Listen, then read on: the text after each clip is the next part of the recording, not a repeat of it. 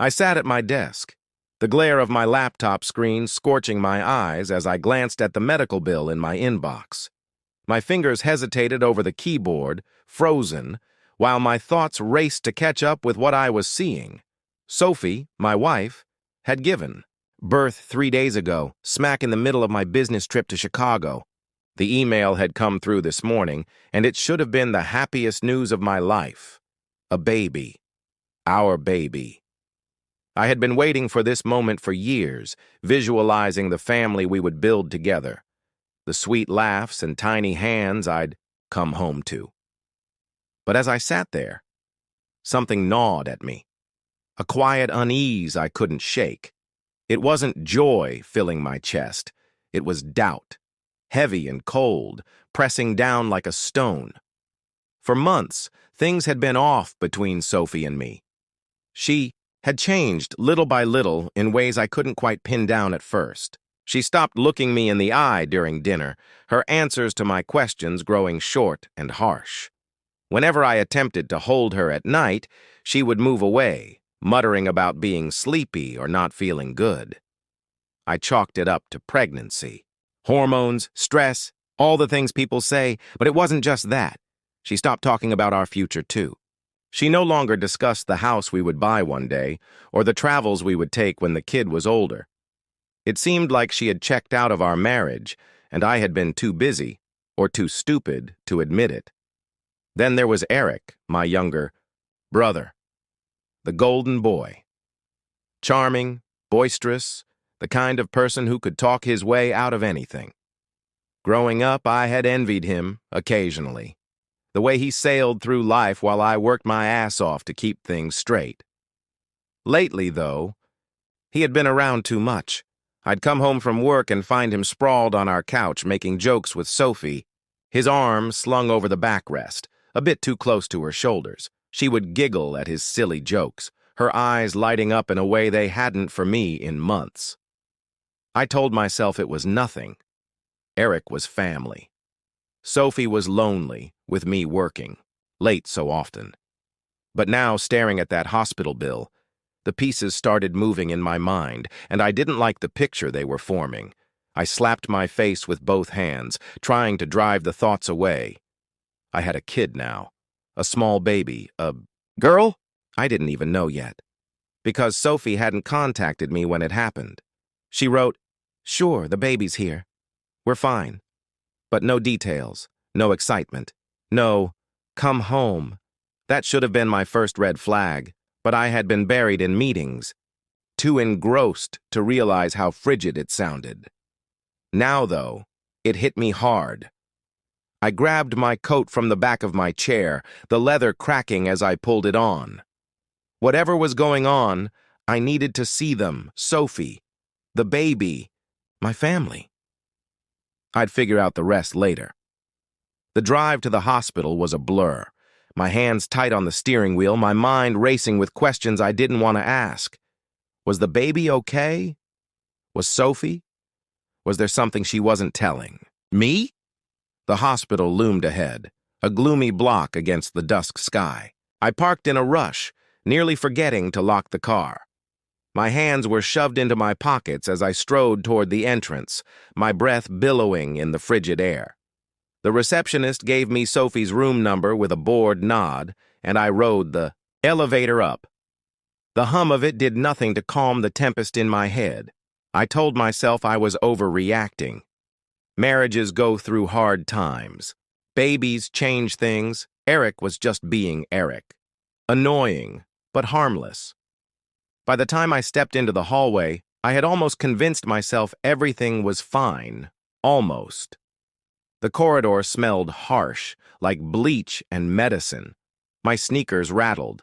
On the shiny floor, as I approached room 312, that's where she was, where my new life was waiting. I straightened my coat, squared my shoulders, and told myself to smile. I was a dad now. That's what mattered. But as I came closer, something stopped me in my tracks, a sound, faint but distinct, coming through the half-open door. Voices, familiar ones. My gut twisted. I slowed my steps, my heart thudding louder with every inch I moved forward. I didn't know it yet. But what I was about to hear would tear apart everything I thought I knew. It wasn't just a bill anymore, or a lousy feeling. It was the beginning of the end.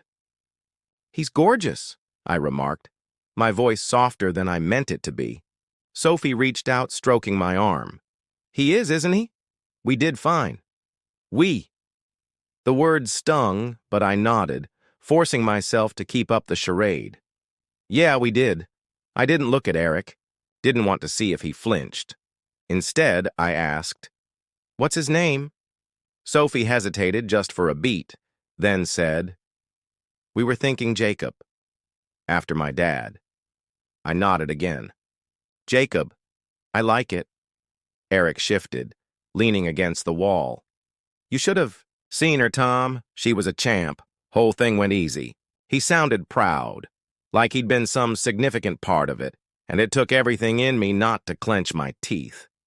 "Wish I'd been here," I said, staring at Sophie. "Work. You know how it is."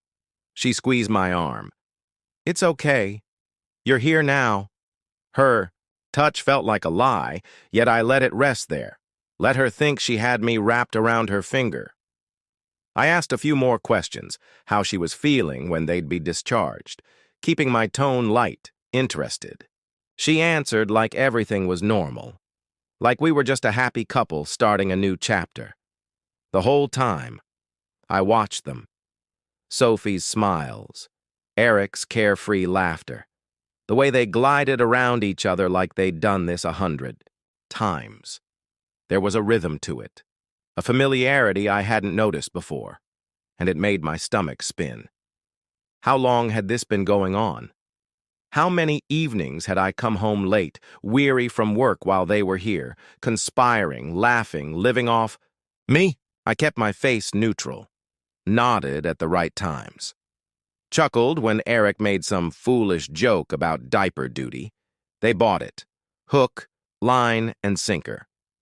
Sophie even relaxed more, leaning back against the pillows, telling me about the nurses and how Jacob had wailed all night.